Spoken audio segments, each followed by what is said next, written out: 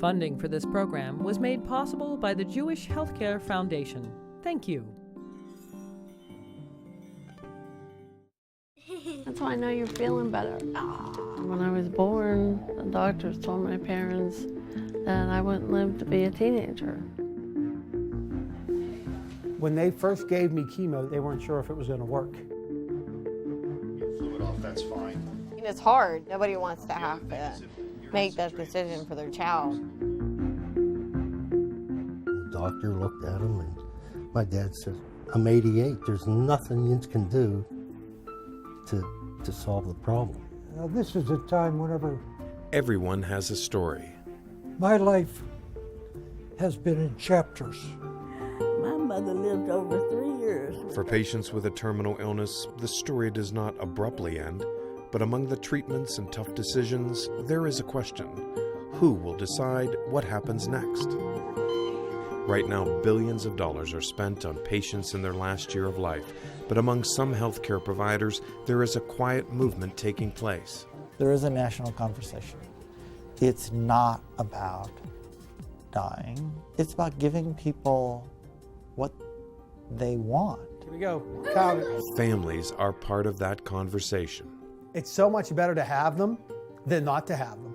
What do your kids know? What do they expect? What does your wife know? What does your husband know, or anybody else? If you don't have them, they don't know.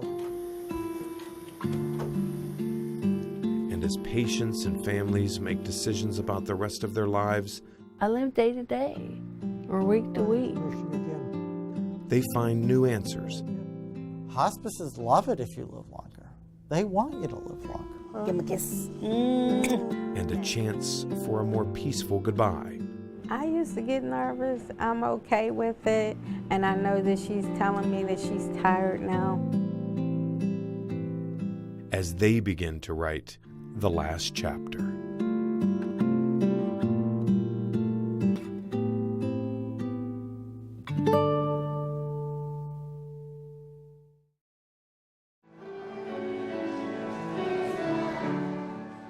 Even now, I tease because I said when I was in hospice, I made a deal with God that, okay, let me see Gabrielle make her communion.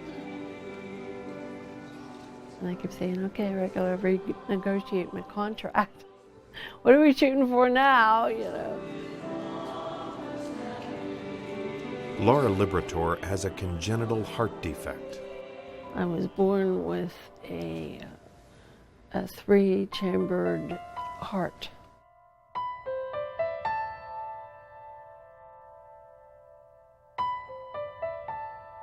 When I was born, the doctors told my parents that I wouldn't live to be a teenager. At 45 years old, Laura has outlived those early expectations by several decades, and her daughter's first communion is an especially important day. It does. It has a special meaning that I'm able to see it and be with her. Anything I can share with her is important. It's a day that Laura and her husband Rusty didn't think she'd see when 2.5 years ago she was admitted to a Pittsburgh hospice. It was August of 2008. She went into congestive heart failure. It was right here at the house. She was getting awfully sick, and it was in the middle of the week. I called her dad and said, look, she's bad. We got to do something now. We got to get her to the hospital. So he was here early the next morning. Things looked very different when the couple first met in 1995. We have two different approaches. We'll use your version. His version is I came on to him because I said hi. And my version was we were getting ready for our Christmas concert. We met at church. They dated for 5 years and then decided to get married. Little did she know that I bought an engagement ring, and I was going to ask her to marry me while we were in Vegas. And he did. Yeah. We got engaged at the top of the Eiffel Tower. It was a special time for them, and they keep reminders of it around their home in Wilkins Township. When he proposed, Rusty knew about Laura's heart condition. I knew from the very beginning. that she had a heart condition. She told me about it, but I had no comprehension of what it was like. I mean, at the time I met her, she looked great. She felt good. They decided to start a family, but doctors told Laura a pregnancy would be too risky. So we decided to adopt, and it was an easy decision for both of us. You know, it was just that we wanted a family and a child, and the adoption was you know, quite a natural step. In 2003, they got the call their baby girl was here. They brought Gabrielle home and started to raise their daughter. A few months later, Laura had a stroke. And while she was able to eventually recover, it took a serious toll on her health and her family. Now she is on oxygen 24 hours a day, and she worries about Gabrielle. Hi, babes. How are you? I feel bad that I'm not the perfect mom that can go running around and do things and, you know, take her on the field trips but I do what I can. I'll go in for the school parties, or, you know, I try and do that kind of stuff. Mom, you know what they are? Okay, come on and read. And while Laura worries she's not doing enough, there are many who marvel at the fact that she can sit and do homework with her little girl. Because in August 2008, after going into congestive heart failure, doctors at a hospital in Hershey, Pennsylvania told Rusty she wouldn't make it through the night. He said, it doesn't look like she's going to survive. It's very serious. He said, they want to put her on life support. You're going to have to come up, sign documents and so forth. He says, how soon can you get there? I said, well, I'm leaving now. So I came home from work and I got Gabrielle, because God forbid if she would have passed away, I wanted my daughter, you know, to be there. Drove to Hershey, walked into Hershey, I met her dad. We walked into the cardiac intensive care. A priest was giving her last rites.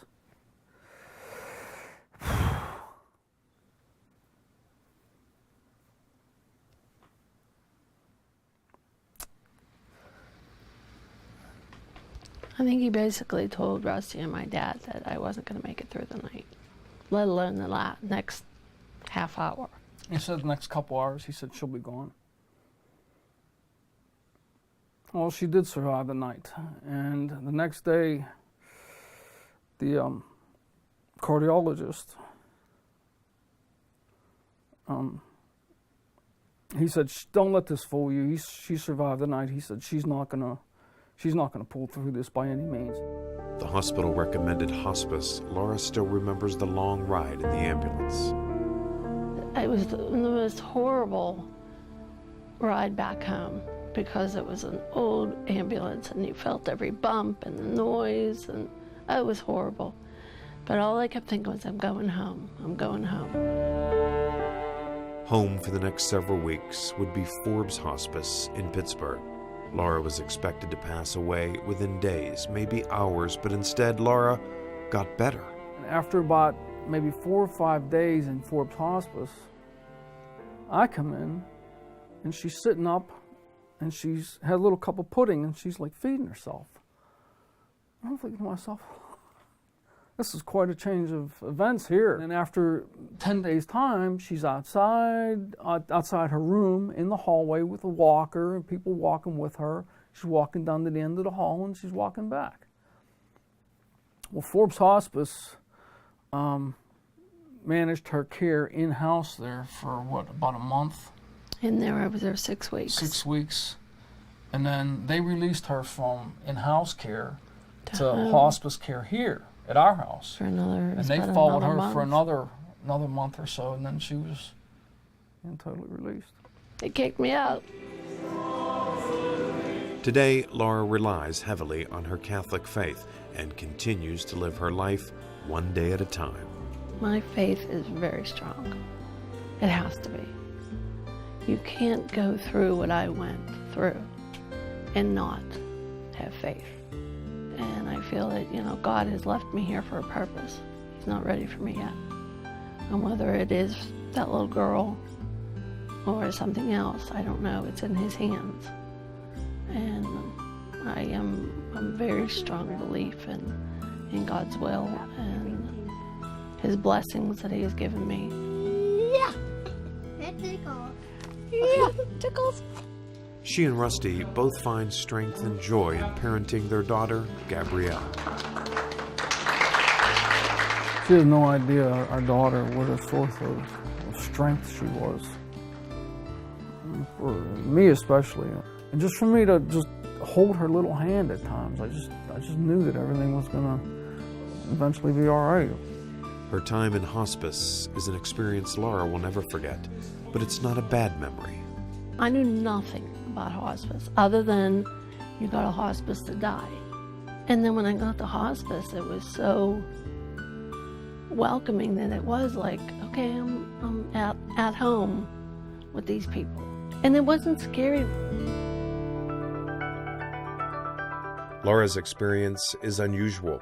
She's one of a very small percentage of people who actually recover while in hospice. Patients who qualify for hospice typically have a disease or chronic condition that will eventually lead to death, usually within months or even weeks. The goal of hospice is to provide comfort rather than a cure, and most hospice care takes place at home, but the majority of terminally ill patients don't ever find their way to hospice care. While polls show that most people would prefer to die at home, the majority still die in hospitals or other institutions. And even though billions of dollars are spent on treatments for terminally ill patients, many still die in pain. Dr. Bob Arnold would like to see those numbers change. There is a national conversation. I think it's really important we be clear about what that conversation, how that conversation is discussed.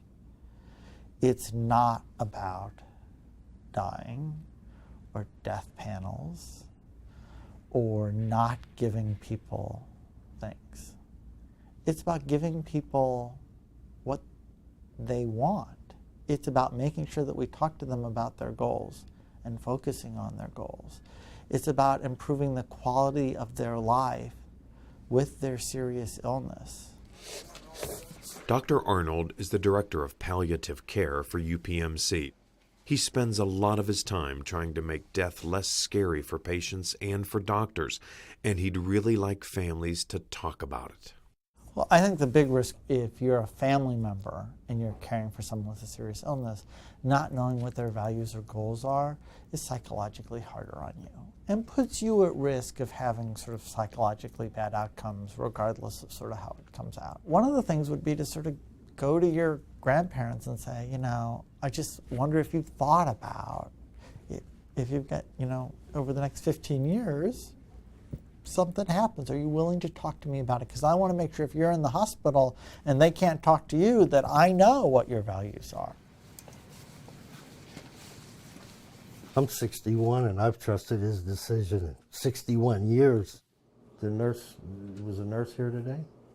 When he first found out he had a spot on his lung, he told the doctor, no, I don't want any chemotherapy or any treatment. And the doctor looked at him and my dad says, look, he said, I don't want a biopsy, or if it's bad, I'm 88. There's nothing you can do to solve the problem. How you doing? Pretty good. Nurse was here today, everything. She says everything's all right, so Okay. I have to believe her. Robert Stinner checks in on his dad several times a week. So I thought that he's always been like that, and weighs it and decides, and I was, you know, it's your decision. It's not my decision. You're looking for the Post-Gazette? At 88 years old, Rusty Stinner is reflecting back on a long and storied life. My life has been in chapters. Some of his chapters weren't easy. At a very young age, Rusty and his brothers were put in an orphanage when no one could care for them. After a few years, a young uncle decided to bring them home. My uncle was a bachelor, and it was hard for him to raise 3 little boys. In spite of his rough beginning, Rusty began to find his way and find work on local farms. And I worked at Brady's for a few years until I stopped at the airport one day and I saw a sign at the airport that they was hiring. At the airport, Rusty would find his true calling, a love of planes and all things mechanical. He taught himself how to fly and got a job with Pittsburgh's air mail pickup.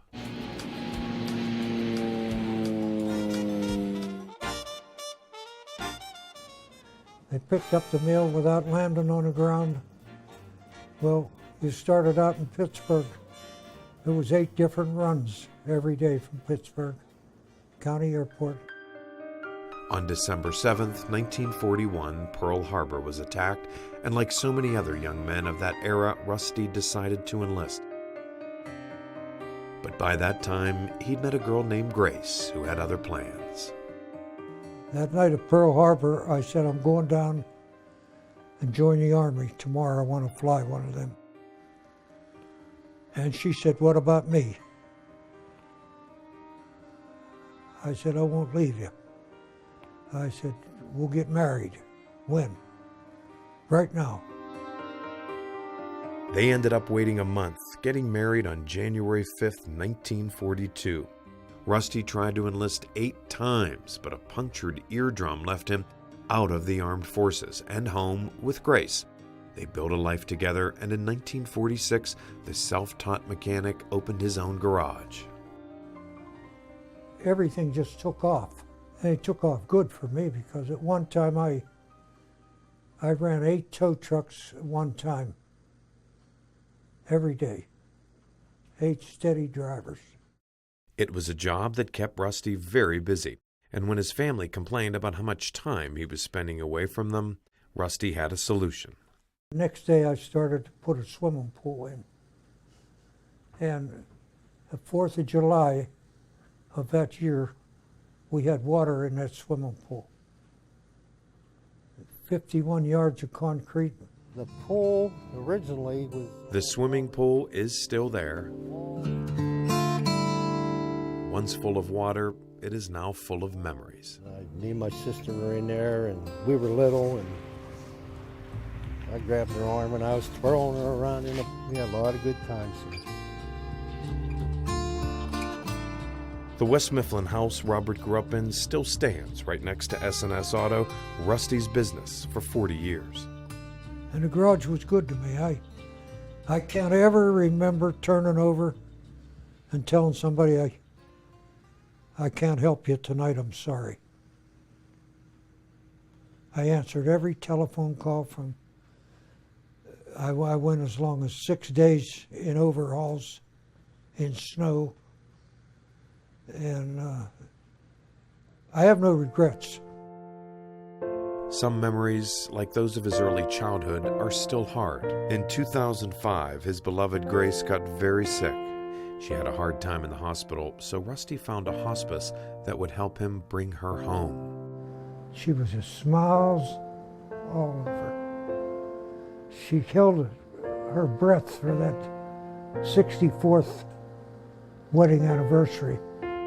Grace died on January 5th, 2006. That was our anniversary, January the 5th. Like I say, that closed Grace's chapter right there. The experience had a profound effect on Rusty, and when he was diagnosed with cancer in 2010, he told his doctor he didn't want any treatment. I said, I'm 88 years old. I know where I came from. I know where I'm going. I'm going up a ladder, and I know how tough it's going to be. That's what I told him. And he couldn't believe it. His entire adult life, Rusty has called the shots. He intends to write this last chapter too. He saved the brochure from the hospice that helped Grace die at home, and after his diagnosis, he made the call. It's a decision his son Robert respects while dealing with his own sadness over what's to come. The day I came home from the hospital, I cried.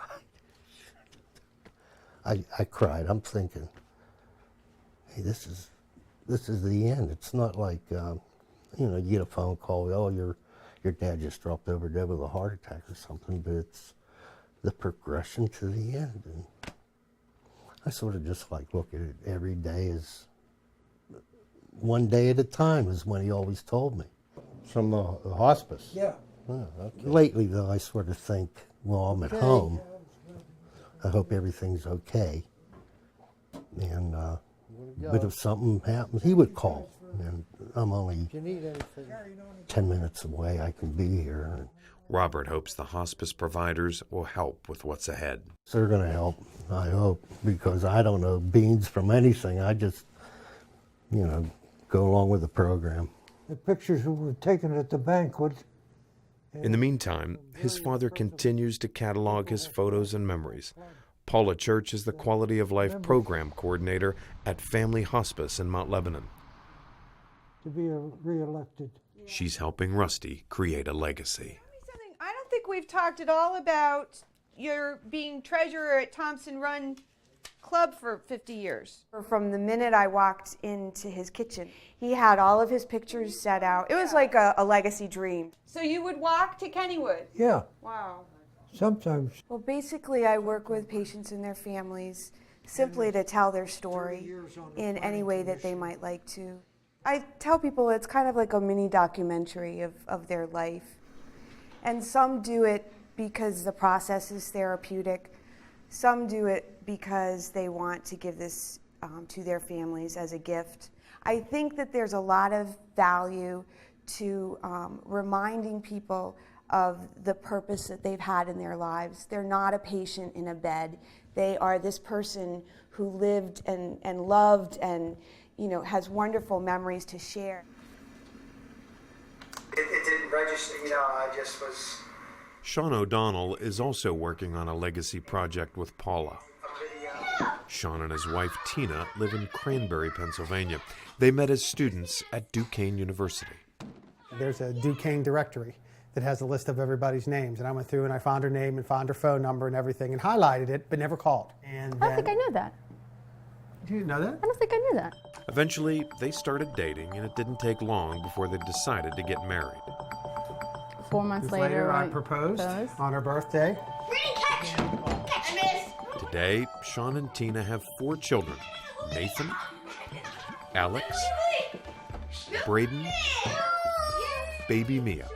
And as the couple raises their children, they are also facing their greatest challenge. He's a little fuzzy, so I might have to Yes, a little bit. I started to get sick. My back started to hurt. Let's go back. You had ulcerative colitis. I had ulcerative colitis.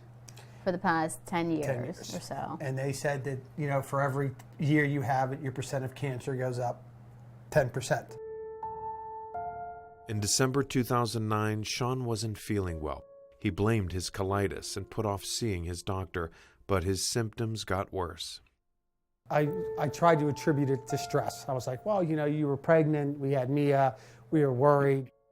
Finally, Sean made an appointment at a Pittsburgh hospital for a routine scan. And the woman there was very, very nice. I drank my drink and did everything, and she put me on the table and she ran me through once and ran me through twice. She said, we're going to run you through twice. You'll listen to the directions, hold your breath. And then she goes, well, I think we're going to run you through just one more time. So she ran me through one more time, and she goes, I think we're going to run you through just one more time. And that's when I knew that something was else. His doctor called the next morning. Sean was diagnosed with liver cancer, and days later, colon cancer as well. And then he just got very sick very quickly. He wasn't eating. He was having trouble walking and things like that, and it got worse. So we ended up calling hospice, and they had someone come out and help bathe him. And yeah, hospice was awesome. Let's get you on camera where you belong. Say hi.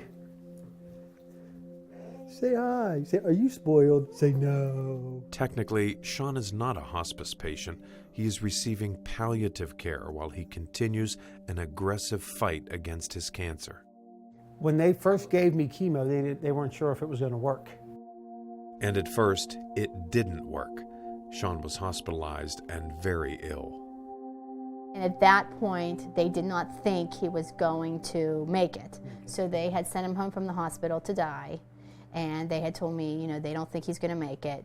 But within a matter of days, there was a drop in Sean's tumor count. The chemo was starting to work. There's been a little bit of a drop. We're going to continue the chemo, because they did ask me at one point, do you want to continue the chemo? And I had to make that decision, and I was like, well, yes. I'll do whatever it takes. At this point, you can't stop. Put it up here. Sean is still receiving chemotherapy, and he still has cancer. And while the outlook has greatly improved since doctors thought Sean had only days left to live, he is still struggling with his current reality. My tumor counts are around 57, which is good, but it's not good enough. My doctor says I have 2 to 5 years to live, which is hard to take with 4 kids. But it's also given me a second chance at life. Well, 50 minus 8 would be 7. Right now, Sean is determined to fight, yet at the same time, he is still planning for a life that doesn't include him. Good. He is keeping a journal and writing letters to his children. So Nathan, Alex, and Braden, you do that for me, and you don't make her do that. And as part of the legacy program at Family Hospice, Paula Church is helping Sean create videos for his kids. Let's pump up the ball. Okay, can I just ask a question?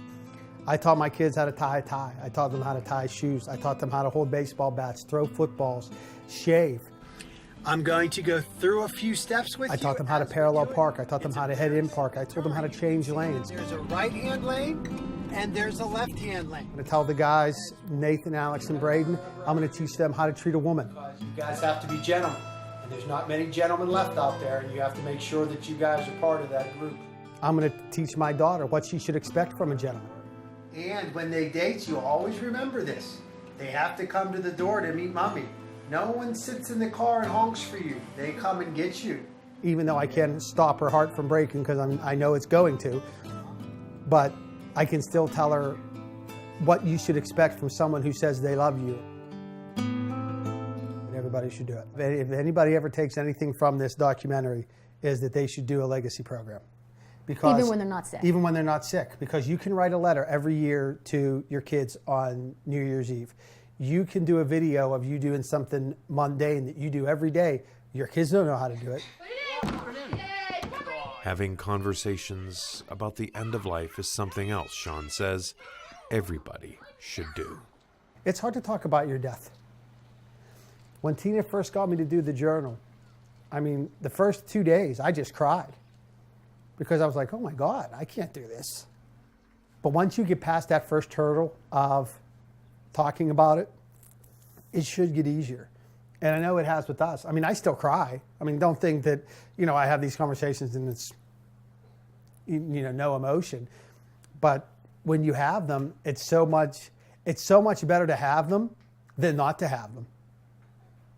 Because what do your kids know? What do they expect? What does your wife know? What does your husband know or anybody else? If you don't have them, they don't know. You got to have them. I don't care if you're 25 and a world-class athlete or 89 and not. You got to have the conversations. Yes. When asked if there's anything else he'd like to say, Sean is very clear.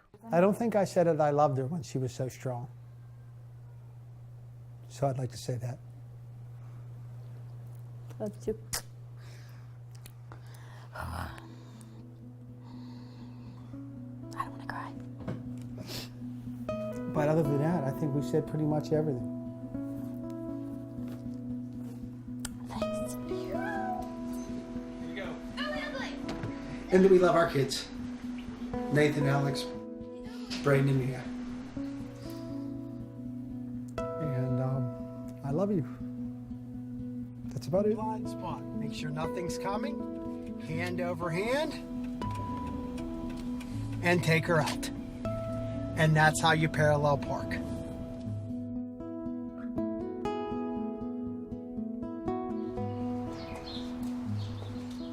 Dr. Jonathan Winkle is a primary care doctor in the Pittsburgh community of Squirrel Hill.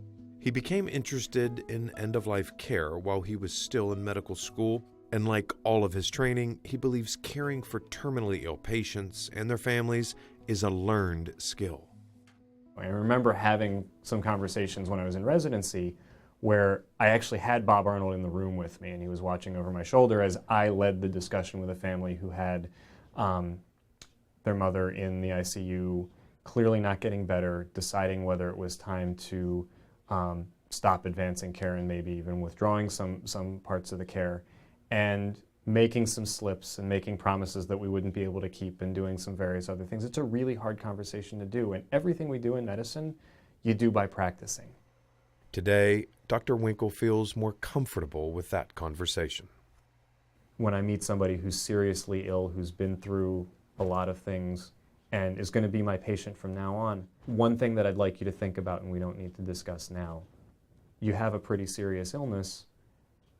In the back of your mind, you ought to think about what are your priorities for dealing with this illness as it gets worse. And we should talk about those at some length at another visit. And then I've planted the seed. I haven't said you're dying. I haven't said we have to fight this with everything. We haven't said much of anything other than this is a topic that's worth considering. The experts agree it's not an easy conversation for doctors, patients, or families. So one thing is I think you should be kind to yourself. Don't think that having this conversation isn't going to be hard. You know, I think that it is hard. And it may be sad for you, and it may be sad for them. And that's normal, because I think that some of what it is to live with serious life-limiting illness is about loss and about not being able to do the things that you used to do and being sad because you won't be around all the time. And so I guess part of it is to sort of not think that any words or phrases that I could give you are going to change the fact that emotionally it may still be a hard thing to do for you. It may be hard for them, and yet it may be like other hard conversations you have sometimes with your kids, that in the end it was hard, and yet you say, oh, I'm so glad that I talked to them about it. And they might be so glad, too, that you talked about it. But for some families, the conversation isn't about an elderly parent or grandparent. For some families, it's about a child. Hi, guys.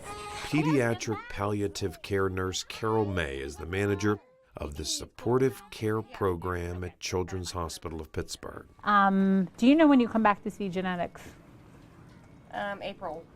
We're a little different than in the adult world, because most people, if they've heard the term palliative care, and in particular hospice or end-of-life care, they're usually seeing patients who have a shortened life expectancy. Hospice is 6 months.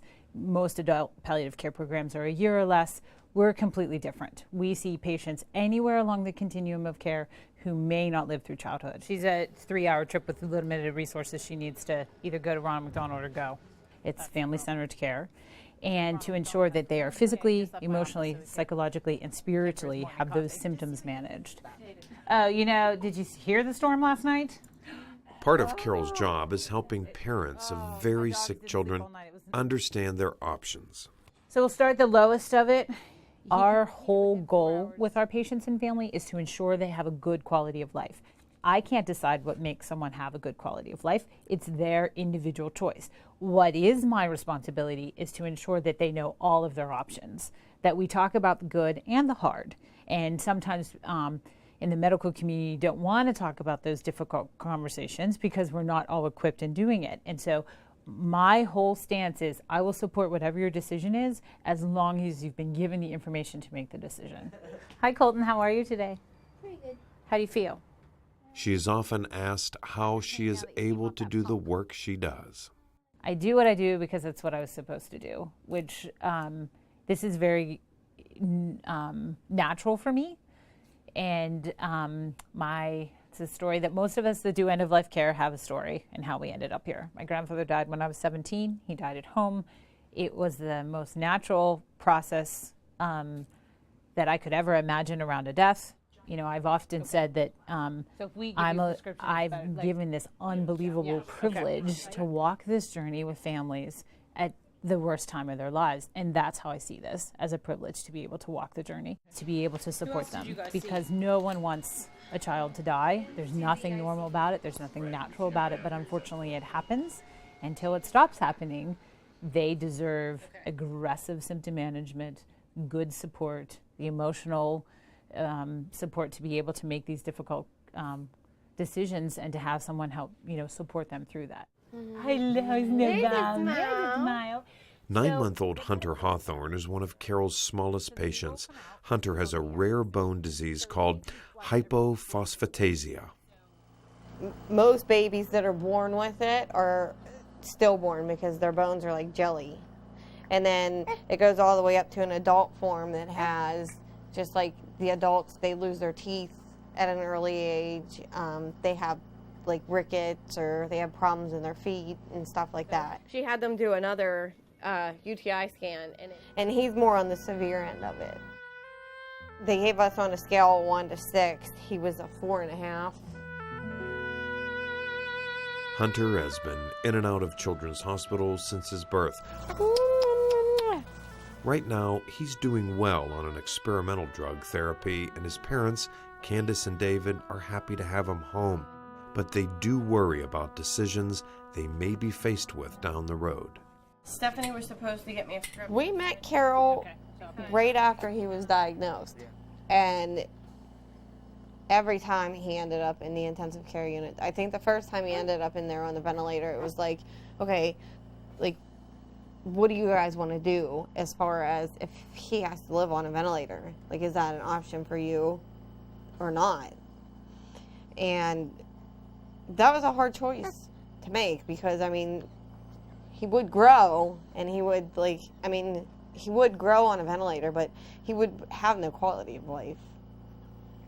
So, I mean, I don't think that we've necessarily made the decision yet, because we haven't had to be put in that position, but we've had to have quite a few conversations about if, like, how far are we willing to go for his life-sustaining measures. They have different opinions about the best choices for their baby. As far as, like, sitting down and talking about, like... Yeah, that's tough. Like, are you willing to have a trach put in him? Are you willing to, take him home on a ventilator and have nursing support in your house? And even as far as we go, I don't think that we necessarily even agree on that. As far as, like, I mean, it's hard. I mean, nobody wants to have to make that decision for their child. Sometimes emotionally I'll be in different places. Yeah, I think, like, when it's happening, because I've I've worked hospice, I've worked in the hospital, I was in a nursing program for so long. Like, when it's happening, I think he gets more emotional, and I kind of just kick into, I have to kind of, like, just go to, okay, this is something medical going on right now, and I can go and fall apart later. And I mean, it's hard to sit there and watch them intubate your baby, and toss him around and throw his neck back and paralyze him, and it's hard to see all that. And it's hard to have to sit down and have a conversation, like, well, if he can't come off the ventilator, then what do you do? Because, I'm getting fussy. Want to see Daddy? Go ahead. Huh?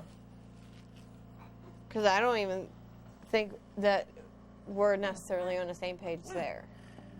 Is that better? Because I don't see that as quality of life living on a ventilator. I've seen it before, and I just. Yeah, but how do you make a choice? How can you make that choice? You know what I mean? When it comes down to it, it'd be too hard. It's hard for Carol May, too. And there are some days that I think, I don't know that I can do this one more day, because it is difficult. But what's difficult is if a patient and a family don't have their needs met.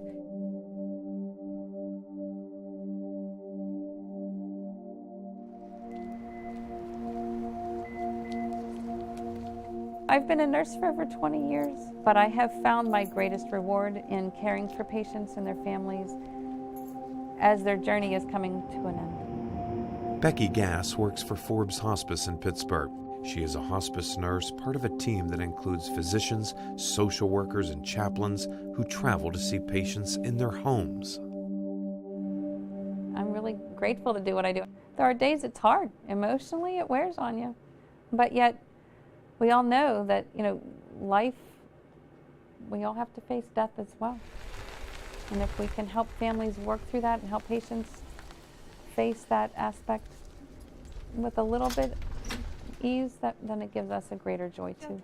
Where's Mommy? One of Becky's patients is Clydine Anderson. Hey, Miss Clydine. Clydine has emphysema, a chronic lung disease that makes it hard for her to breathe. Oh, she's adorable. I was asking. I have met Clydine about a year ago. She's just been a real highlight in my day. Bodyguard, isn't it? Can I have my hug? Oh, darling, Clydine has been a home hospice patient for over a year. She is very ill, but able to remain at home with continued care. When her symptoms become too difficult to manage, she is admitted to the inpatient hospice unit where she is stabilized and then sent home again.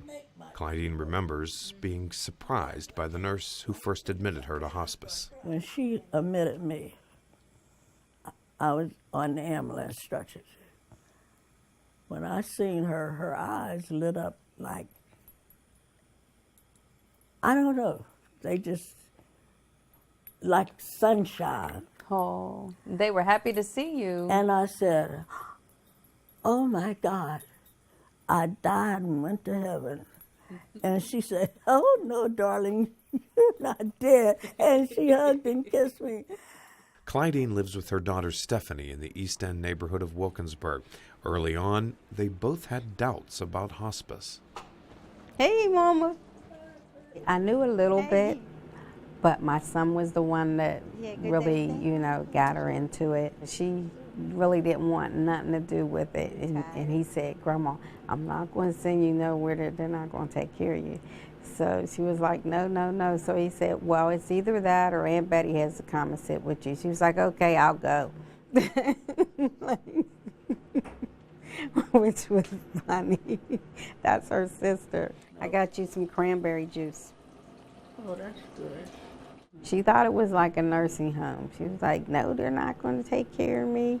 I'm going to be sitting and having to go to the restroom and nobody's going to come, and I'll probably won't get nothing to eat until late, and then it'll be cold, and then but it's not like that. Because you get a little stronger when you stay up a little longer and you talk to me a little more. It is a big relief. It's been real helpful. Like when she starts having her hard days, like sometimes it's rough for her, and she might get like a little infection or something and needs some antibiotics or whatever. She can come in and she does the in-care for a couple of days until she gets better, and then she can come back home. Okay, Mama, so I'm going to see you bright and early in the morning. Today, Stephanie is visiting her mother at the inpatient unit. Clydine's symptoms have become unmanageable at home. Give me a kiss. Let you see you in the morning. Oh, don't let them forget to have your gown and stuff here so when I come in I can get started. Okay? All right. Love you. Love you too. Clydine has told her family she does not want to die at home. She wants to pass away at the inpatient unit. Stephanie respects her mother's decision, but hopes they have more time. I used to get nervous. I'm okay with it, and I know that she's telling me that she's tired now. So I'm okay. We're never okay, but I understand. You know, she lived a hard life. She worked hard, and she had a full life. She got to see her grandkids, her great-grandkids, her great-great-grandkids, you know, so it's okay. It'll be lonely. It'll be a big difference, but I'm okay if she goes to sleep. So she'll be waiting on me.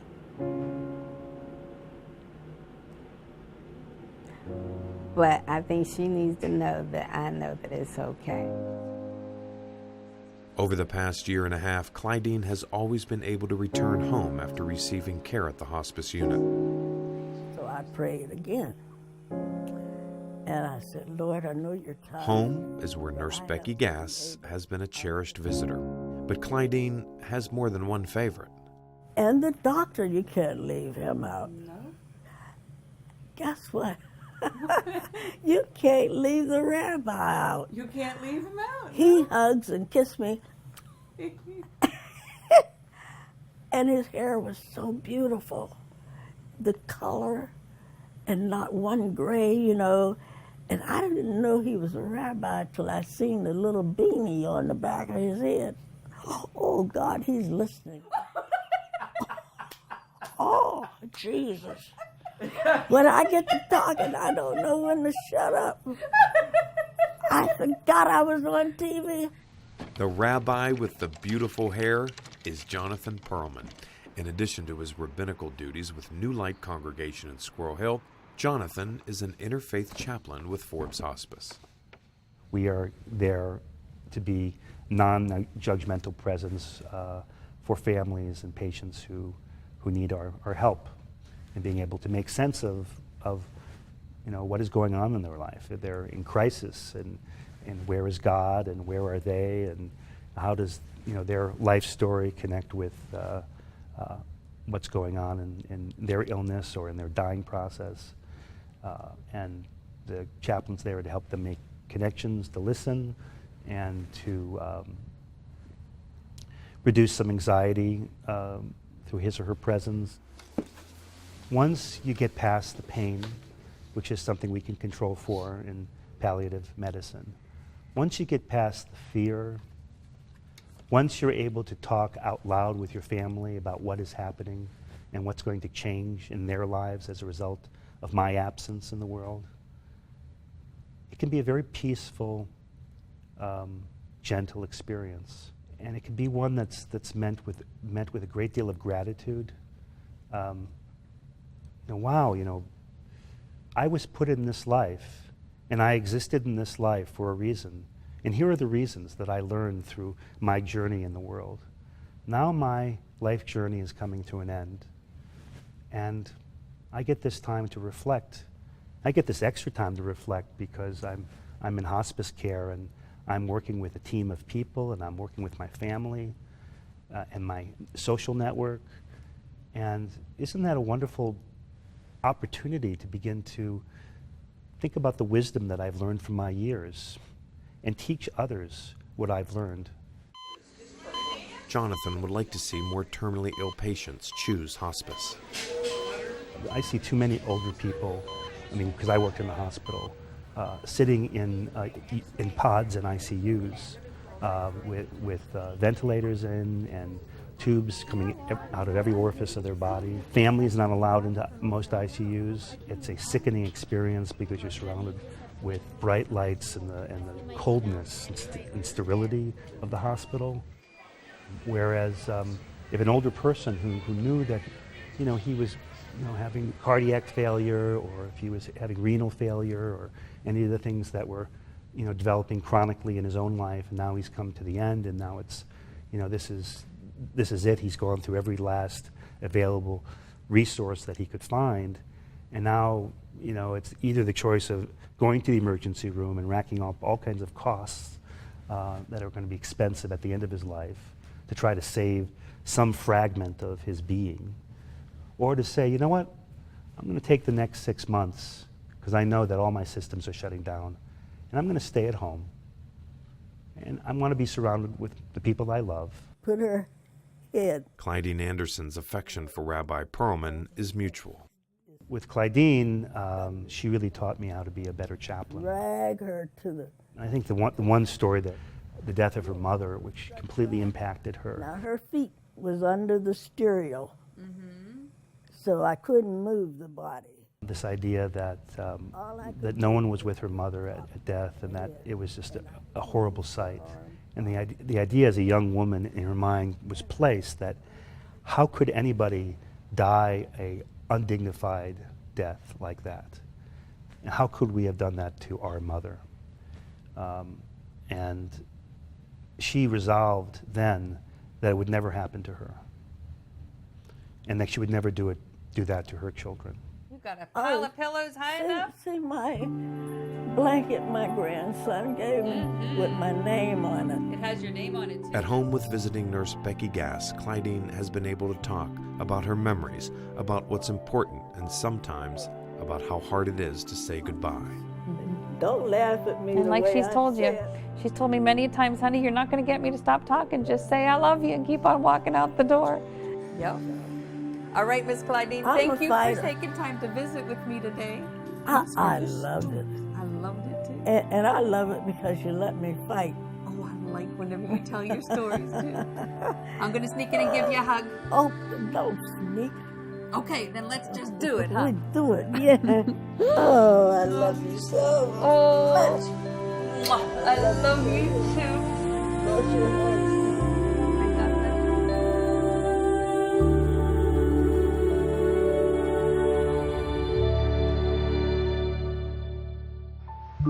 That's what we expect out of your brothers too. But for you, we want to make sure that everybody treats you like a princess. For people with a chronic illness, time is usually precious. Family is important. We don't know how much time I have. There's no expiration date stamped on my body somewhere. So that's the way I look at it. And what do I want my years to look like? Come on, Braden, get in your stance. I want them to be as happy and as family-oriented as they possibly can. A nurse finds herself asking, is there something more I can do? I often want to pick up the phone and call a mom or a dad or a sibling and just check on them, and I think if they're having a good day and then I call, is that going to make them have a bad day? And I'll often ask them and they'll say no. Just call, because they want to know that people care about them every 4 to 6 weeks. Parents stay hopeful. Here he comes. Mwah. Most important thing is that he has a quality of life, that he can talk and laugh and smile and be happy and be comfortable. Every word you speak, there is a song. A dying patient wants to matter. So she gets really tired. But having had you guys there a couple weeks ago, she has not stopped talking about it, and she's excited about sharing her story with everybody. She said it's just really given her a sense of purpose to know that she has a reason to be here with a little bit more to stories to share to other people. I found out how to whoop self-pity.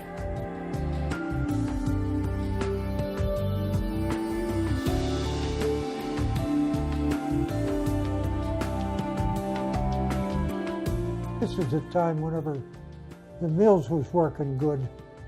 And memories live on. Well, when I was younger, I questioned his judgments, but you know, as I grew older, I'm thinking, well, you know what, you dummy, you're wrong, he's right. So that's sort of how I'm looking, how things are now.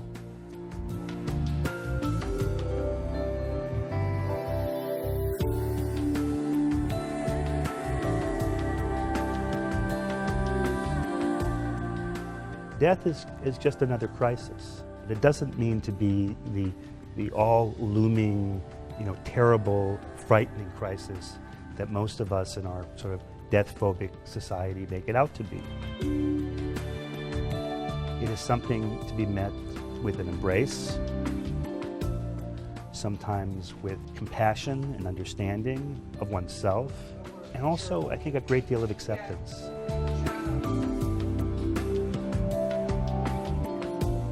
I live day to day or week to week. People say to me now how much they admire me, and I look at them and go, why? I didn't do anything, I just lived. And that's how I feel. I just live day to day. And that's all you can do. And you thank God every day for each day you have. You look at tomorrow and see what comes.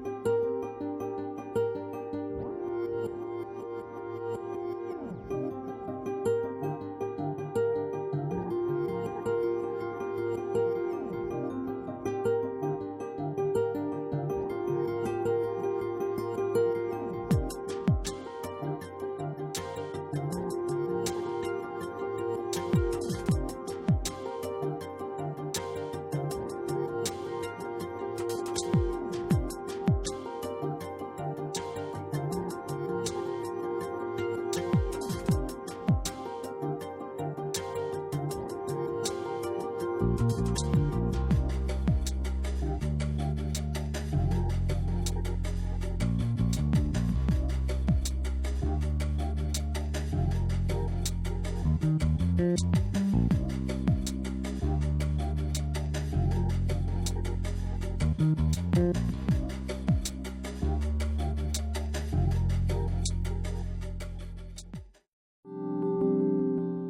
for this program was made possible by the Jewish Healthcare Foundation. Thank you.